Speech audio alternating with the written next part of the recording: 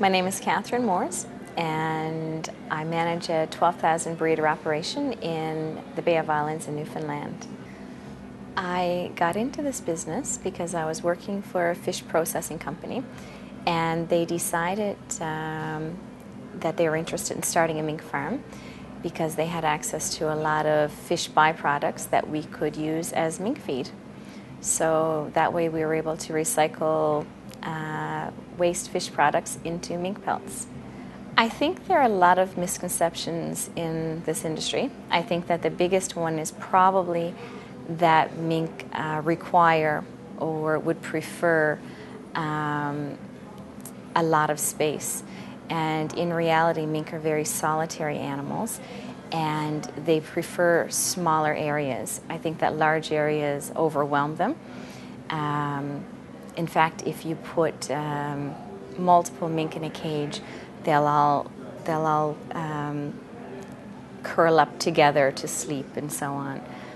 So I think they kind of prefer, and of course there are limitations, but I think that they do prefer smaller areas.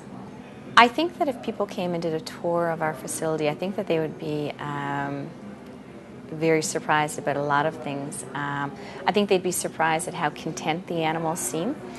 In fact, we get that comment a lot when people come on the farm, that the mink seem very relaxed, they seem content, they don't seem stressed.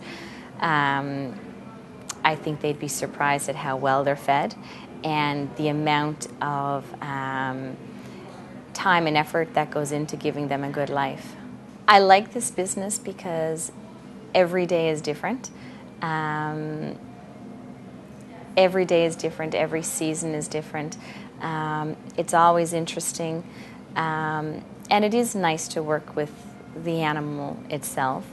And I think the business as a whole, it's an extremely interesting business. There are so many aspects to the mink industry, from the farming itself to the auctions to the fashion industry. It's a very fascinating business.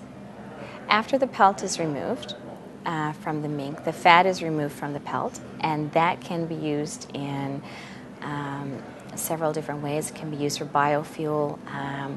I know people that have actually taken it and used it to make soap. It's mink oil, so it can be used in treating leather. The carcasses are normally composted, and then that compost can be used as a fertilizer on fields. So all of the entire mink is used.